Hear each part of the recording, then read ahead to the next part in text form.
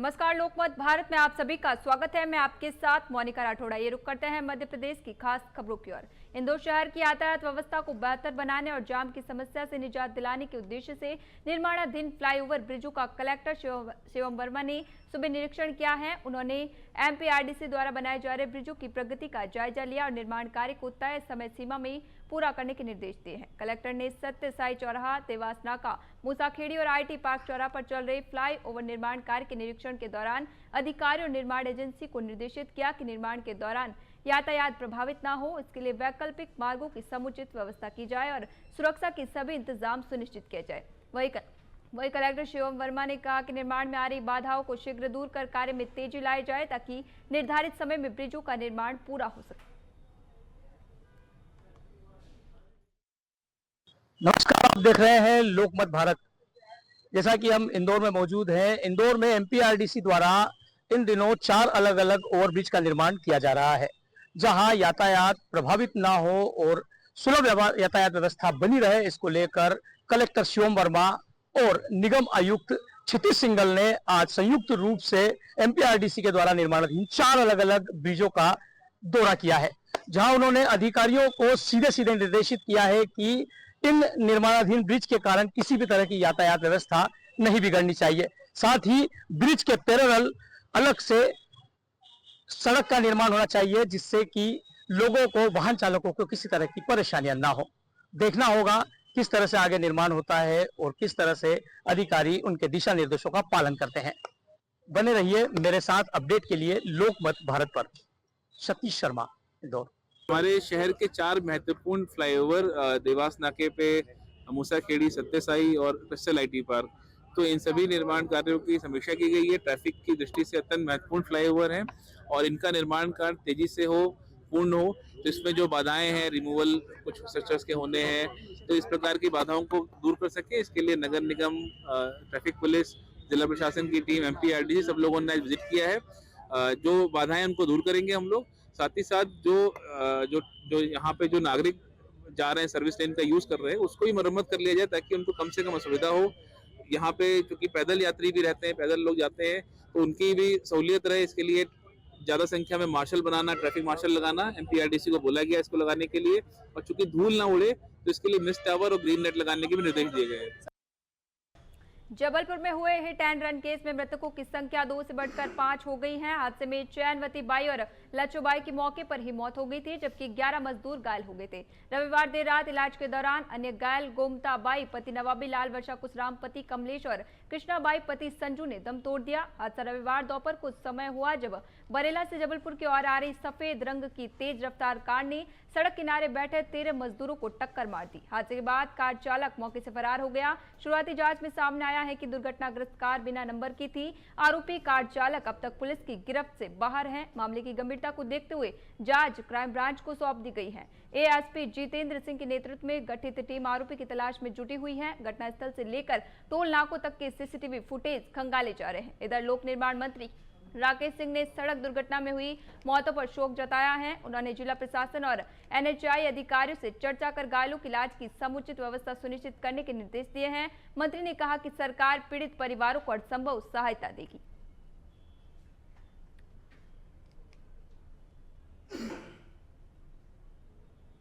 इसमें एक ये थाना बरेला में हाईवे के उधर की घटना है, टोल नाके के पास की, जिसमें एक सफ़ेद रंग की रेनॉल्ट गाड़ी बिगड़ नंबर की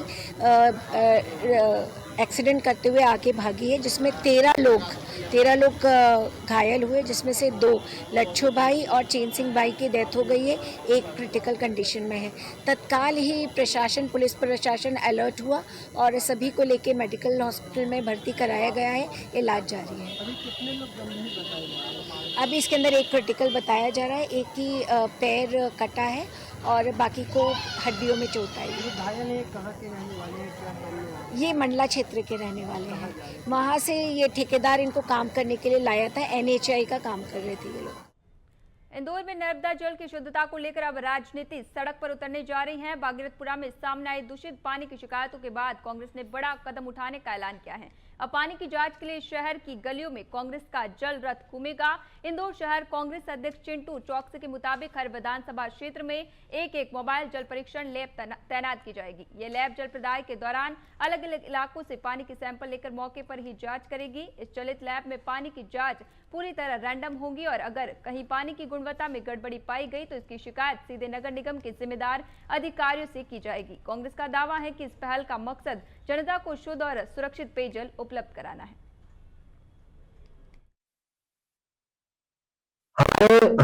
हमारे प्रदेश के अध्यक्ष जीतू पटवारी जी का संकल्प है कि इंदौर के हर परिवार को एक गिलास साफ स्वच्छ पानी मिले, ताकि किसी की भी जान जो भागीरथपुरा में कांड हुआ है ना जाए। हमारा संकल्प है कि हम नगर निगम को मजबूर कर दें कि वो लोगों को साफ स्वच्छ पानी उपलब्ध। उसी के साथ साथ लोगों को जागृत करना है, जागरूक करना है, ताकि कोई गंदा पानी ना पिए। इसी को लेकर हर विधानसभा में एक लैब, गाड़ी के ऊपर एक लैब बनाने की तैयारी चल रही है, जो हर विधानसभा के हर वार्ड में जाएगी, मोहल्ले में जाएगी और वहां पर हमारे कार्यकर्ता जाएंगे और लोगों से बात करेंगे, वहां का पानी चेक करेंगे कि पानी पीने योग्य है कि नहीं। हम किसी भी कंडीशन में अब कोई नया भागीरथपुरा नहीं बनने देंगे।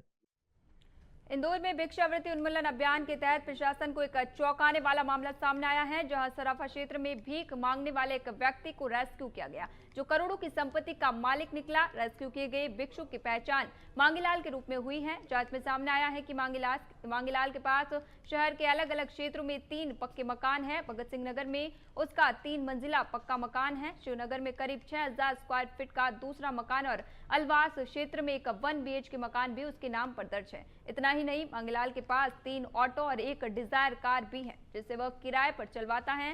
इसके बावजूद वह रोजाना सराफा क्षेत्र में लोगों से भीख मांगता था। जांच में यह भी खुलासा हुआ है कि वह लोगों को ब्याज पर पैसा देने का काम भी करता था। प्रशासन का सख्त रुख इस मामले पर इंदौर कलेक्टर शिवम वर्मा ने कहा कि इंदौर को भिक्षुक मुक्त क्षेत्र घोषित किया गया है और ऐसे मामलों में सख्त कार्रवाई की जाएगी।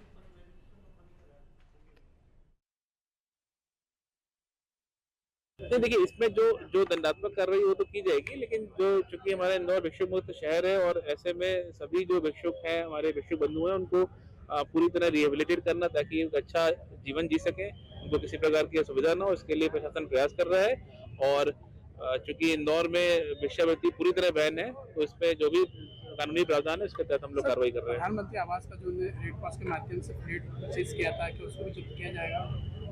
ठीक है, अभी प्रारंभिक रूप से कहना इसमें अभी उचित नहीं होगा। अभी इनकी समीक्षा जो हो रही है, उनकी जब जांच में सारी चीजें देखा जाएगा, उसके बाद जो आगामी कानूनी कार्रवाई होगी वो की जाएगी।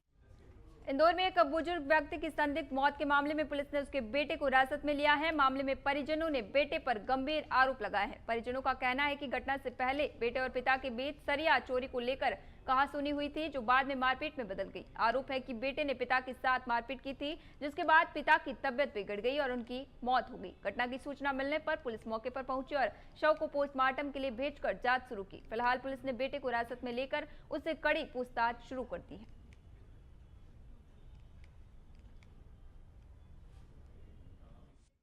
बहुत मारा राहुल गोलाइट ने, संजय गोलाइट, हाँ 78, घर का नंबर 294। ये 13 तारीख की घर के अंदर राहुल गोलाइट ने, उनका बेटा है और मेरा भतीजा है। पेट से ऐसा मारा कि पूरा पेट फूल गया। घर पे सबने देखा, घर में थे इन लोगों, उसकी मिसेज और उसका बेटा, और अस्पताल में लाए तो उसके बयान है एमवाई में कम से कम 12-13 तारीख 14 तारीख मौत कल।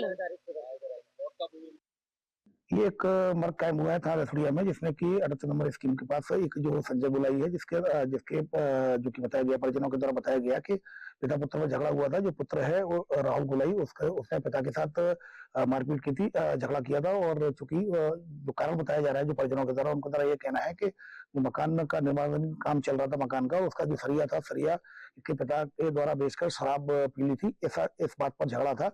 तो इस पर से झगड़ा होने के बाद उनको एडमिट कराया गया और जहां पर कल रात्रि में 13 तारीख की घटना थी और कल रात्रि में 18 तारीख की रात को उनकी डेथ हो गई। तो फिलहाल मर्ग कायम कर लिया गया है। परिजनों का आरोप है कि पुत्र ने ही पिता की हत्या की है, लेकिन अभी पोस्टमार्टम रिपोर्ट और चंदी साक्षी और अन्य एविडेंसेस कलेक्ट किए गए। फिलहाल मर्ग कायम किया जा रहा है। मर्ग जांच के आधार पर जो भी एविडेंस आएगा उसके आधार पर कार्रवाई की जा रही है। इंदौर शहर में अब पुलिस भी सुरक्षित नहीं है। जहां इंडिया और न्यूजीलैंड मैच खत्म होने के बाद ट्रैफिक पुलिसकर्मी अपने घर जा रहा था, उसी दौरान कुछ बदमाश बीच सड़क पर शराब पी रहे थे। ट्रैफिक पुलिसकर्मी ने शराब पीने से रोका तो बदमाशों ने पुलिसकर्मी की जमकर पिटाई कर सर पर पत्थर से हमला कर घायल कर दिया। दरअसल पूरी घटना रविवार रात की है, जहां ट्रैफिक पुलिसकर्मी विष्णु भदौरिया इंडिया और न्यूजीलैंड मैच के दौरान ड्यूटी खत्म कर अपने घर जा रहा था और कनाड़िया क्षेत्र में कुछ लोग गाड़ी में बैठे और उसके बीच रोड पर शराब पी रहे थे। पुलिसकर्मी ने शराब पीने से मना किया तो बदमाशों ने उल्टा पुलिसकर्मी पर हमला किया और घायल कर दिया। बहरहाल कनाड़िया पुलिस ने विष्णु भदौरिया द्वारा शिकायत पर मामला दर्ज कर बदमाशों की तलाश शुरू कर दी है। एक थाना कनाड़िया के अंतर्गत ये बिचौली मर्दाना का जो सर्विस रोड है वहाँ पर एक ट्रक जा रहा था। तो इस पर से एक ट्रैफिक का जवान था विष्णु भदौरिया, उसके द्वारा उसको रोका गया और ड्राइवर फिर उसके साथ ड्राइवर बदतमीजी करने लगा। तो फिर उसने अपने एक फोन करके एक अनुराग का जो ट्रैफिक आरक्षक था उसको बुलाया। अनुराग को जो वो पास में लगा हुआ था वो तुरंत आया और जब उनसे बातचीत करने लगे तो वो झुमा झटकी करने लगा और उसने एक पत्थर मार दिया जो कि अनुराग के सर पे लगा। इस वजह से वहाँ उसका मालिक भी आ गया था, ट्रक ड्राइवर का जो था मालिक भी आ गया था, तो ट्रक ड्राइवर वहां से भाग गया। फिलहाल इसमें शासकीय कार्य में बाधा और गाली गलौज और मारपीट का और जान से मारने की धमकी का केस रजिस्टर्ड थाना कनाड़िया में कर लिया गया है और इसमें मालिक को अरेस्ट कर लिया गया है और ड्राइवर की तलाश जारी है। ट्रक को जब्त कर लिया गया है। वीकेंड पर भोपाल से इंदौर पार्टी का नायब बिल्डर अबान शकील की गिरफ्तारी के बाद ड्रग्स पार्टी से जुड़े मामले में नए खुलासे हो रहे हैं। सबसे पहले कनाड़िया थाना पुलिस ने अबान शकील को पकड़ा था। उसकी निशानदेही पर वैभव उर्फ बाबा और 2 युवतियों को गिरफ्तार किया गया। इनके पकड़े जाने के बाद इस पूरे मामले में कई और नाम सामने आए हैं। पुलिस जांच में सामने आया है कि आरोपियों ने गिरफ्तारी से पहले रतलाम स्थित एक फार्म हाउस पर पार्टी की थी। ये फार्म हाउस दानिश नामक एक व्यक्ति का बताया जा रहा है, जहां ड्रग्स का इस्तेमाल किया गया। वहीं पुलिस अब फार्म हाउस संचालक की तलाश कर रही है। युवतियों के मोबाइल फोन से इस पार्टी के वीडियो भी बरामद हुए हैं। जांच के दौरान वैभव उर्फ बाबा के पास से 31 दिसंबर का एक वीडियो भी मिला है, जिसमें इंदौर में आयोजित एक पार्टी के दौरान एमडी ड्रग्स के इस्तेमाल की बात सामने आई है। थाना कनाड़िया के द्वारा एक ड्रग पेडलर को पकड़ा गया था जिसका नाम अबान शकील था, जो कि भोपाल का रहने वाला था और फिनिक्स मॉल के सामने जो थार गाड़ी थी और उसमें उसके कब्जे से 5.5 ग्राम एमडी ड्रग्स निकला था। उसके बाद order by NDPS act case register किया जाकर इन्वेस्टिगेशन लिया गया था। उसके निशानदेही पर उसके द्वारा एक वैभव शर्मा का नाम बताया था। इसके वैभव शर्मा को भी अन्य 2 लड़कियों के साथ गिरफ्तार कर लिया गया है, जैसे वैभव शर्मा और बाबा जो कि इवेंट का काम करता था, उसको भी एक इको स्पोर्ट्स नंबर की गाड़ी थी, उसमें उसको गिरफ्तार किया गया था। इस पूरे प्रकरण में उनसे भी जो 10.50 ग्राम एमडी ड्रग्स जब्त किया गया था। तो कुल मिलाकर इसमें 4 आरोपी हो गए थे। इसमें पूछताछ लगातार जारी है। अबान शकील का भी पुलिस रिमांड पर दोबारा अप्लाई किया गया है और इसके अलावा वैभव से ही पूछताछ की जा रही है। तो इसका लिंक रतलाम में आया है। इंदौर के महू में warriors journey karate federation of India के तत्वाधान में प्रथम warriors inter state karate championship 2026 का भव्य आयोजन किया गया। कराटे इंडिया ऑर्गेनाइजेशन एवं एमपी स्पोर्ट्स कराटे एसोसिएशन की आधिकारिक स्वीकृति से आयोजित इस प्रतियोगिता का उद्देश्य पिछले क्षेत्रों में कराटे खेल को बढ़ावा देना रहा। मऊ के शिक्षा शिखर स्कूल में हुए आयोजन में हरियाणा, दिल्ली, भोपाल सहित मध्य प्रदेश के विभिन्न जिलों से 150 से अधिक खिलाड़ियों ने काता और कुमेते वर्गों में भाग लिया। कार्यक्रम में भाजपा विधानसभा प्रभारी वीरेंद्र अंजना मुख्य अतिथि रहे।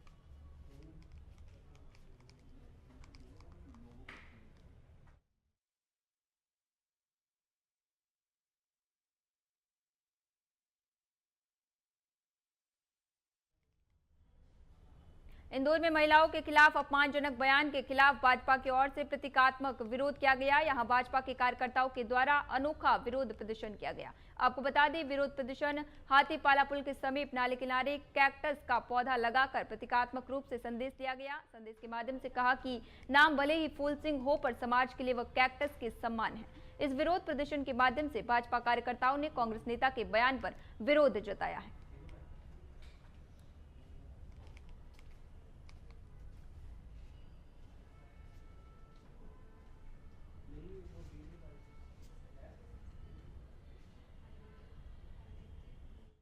प्रदेश सरकार की जन कल्याणकारी योजनाओं को आमजन तक समयबद्ध और पारदर्शी तरीके से पहुंचाने के उद्देश्य से शुरू किए गए संकल्प से समाधान अभियान के तहत सोमवार को इंदौर नगर निगम क्षेत्र के वार्ड 45 और 69 में शिविर आयोजित किए गए। शिविरों का निरीक्षण करने महापौर पुष्य मित्र भार्गव पहुंचे और नागरिकों से सीधा संवाद कर उनकी समस्याएं सुनी। इसी दौरान महापौर ने बताया कि मुख्यमंत्री डॉक्टर मोहन यादव के निर्देशानुसार यह अभियान 12 जनवरी 2026 को युवा दिवस से प्रारंभ किया गया, जो 31 मार्च 2026 तक 4 चरणों में संचालित होगा। अभियान का मुख्य उद्देश्य शासन की जन कल्याणकारी योजनाओं और सेवाओं का लाभ पात्र हितग्राहियों तक सरल प्रक्रिया के माध्यम से पहुंचाना है।